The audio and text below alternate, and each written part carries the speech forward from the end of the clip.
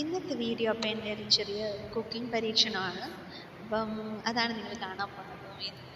Chicken കറിയും beetroot മെഴുക്കുവരട്ടിയും മുട്ട വറുത്തതും അതാണ് അപ്പോൾ ഇന്ന് എൻ്റെ കുക്കിംഗ് എക്സ്പെരിമെൻറ്റ്.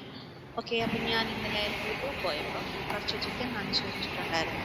അതിൽ കുറച്ച് പോർഷൻ എടുത്തിട്ട് കറി വെക്കാൻ പോകുന്നത്. അപ്പം രാവിലെ എന്ന് പറഞ്ഞാൽ ഞാൻ ഇന്നലെ അധികം വന്ന ചോറ് ഞാൻ വെള്ളത്തിലിട്ടിട്ടുണ്ടായിരുന്നു. കുറച്ച് ഉള്ളിയൊക്കെ ആയിരുന്നു. അപ്പം രാവിലെ പഴങ്കഞ്ഞിയും പിന്നെ കുറച്ച് നട്ട്സ് വെള്ളത്തിലിട്ടിട്ടുണ്ടായിരുന്നു. അത് രണ്ടും കൂടെ കഴിച്ചിട്ട് നേരെ കുക്കിംഗ് തുടങ്ങി. ഉള്ളിയെല്ലാം അരിഞ്ഞ് ഉള്ളി വെളുത്തുള്ളി എല്ലാം അരിഞ്ഞ് മിക്സ് ചെയ്തു.